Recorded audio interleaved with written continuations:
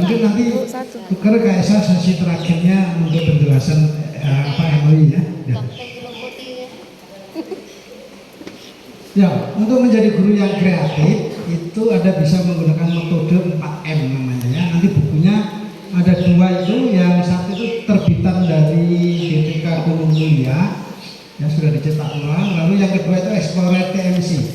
Nah, di Explorer TMC itu cukup tebal karena setiap materi lihat lakukan 1, lihat lakukan 2 semua ada contoh alat peraganya ya. Jadi nanti ada yang dapat buku ini yang explore, maka semua pelajaran yang 8 buku itu ada di situ, contoh-contoh alat peraganya ya.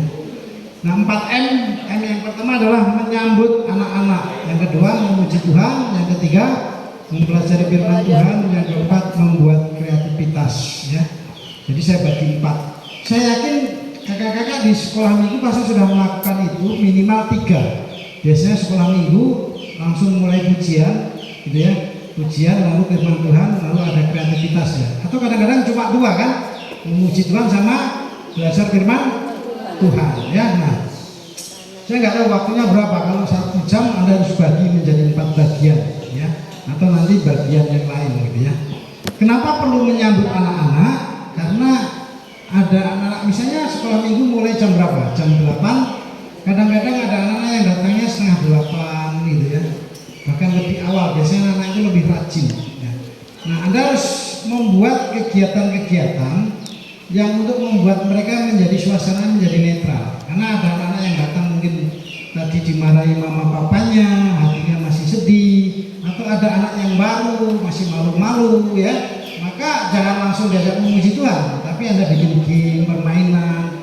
Ketika mereka sudah tertawa gembira bersama-sama, berarti Anda sudah membangun jembatan hubungan dengan anak-anak itu, lalu Anda masuk ke firman Tuhan ya.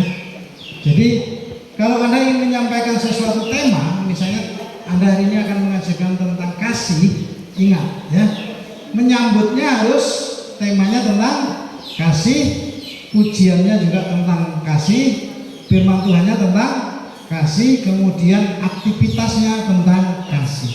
Nah, seringkali saya dapatkan itu gurunya nggak janjian, jadi bikin program sendiri-sendiri karena sudah punya jadwal, kadang-kadang berlawanan antara bagian memuji dengan firman Tuhan ya.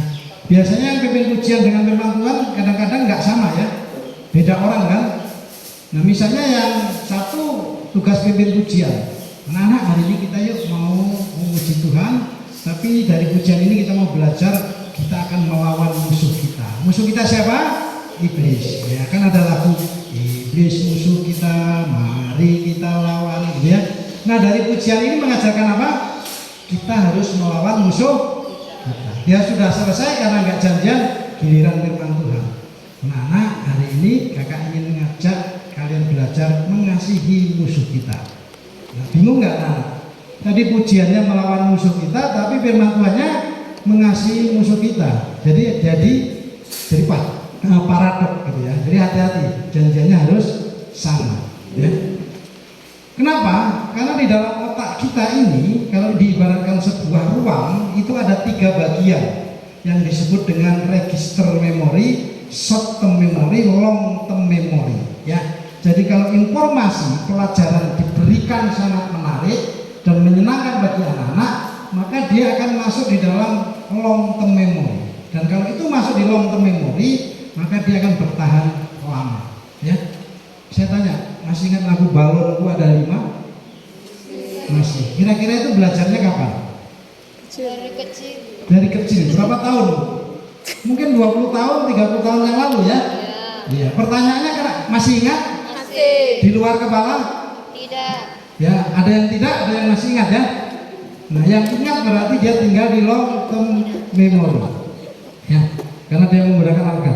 Nah, menyambut anak tadi, contoh-contoh tadi konsentrasi, permainan, gerakan dan sebagainya, atau tebak gambar ya, misalnya seperti itu. Anda bisa menggunakan LCD.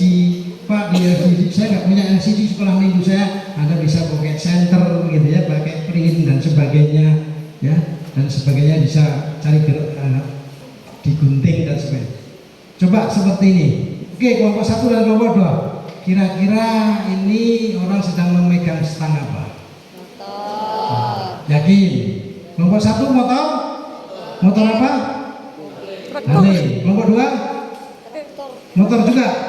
Oke, kita lihat motor tahun berapa ini. Nah, ini contoh-contoh permainan gambar untuk anak-anak pasti tertawa dan senang ya. Paling nggak dia melupakan masalahnya ya. Nah di buku 500 alat peraga itu ada banyak gambar-gambar yang seperti ini ya. Oke, yang kita mulai di balik angka-angka itu ada tulisan zong, ada juga angkanya. Ya ada, kalau nanti dibuka nilainya 500 berarti kelompoknya tambah 500. Oke. Kita mulai dari kelompok 1, pilih angka berapa? 10. 10? 7.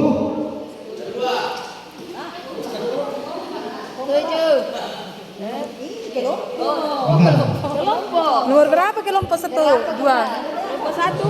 10 saya. Hah? Oh 10. 10. Tunggu sebentar, ini kursor saya 10 kita buka. 1, 2, 3. Song.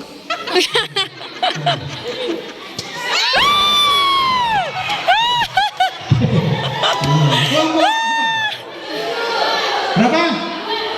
7. Kita buka. Oke, Ya, kita lihat 7. Sebentar. Song. 150. Di kelompok 2 ya.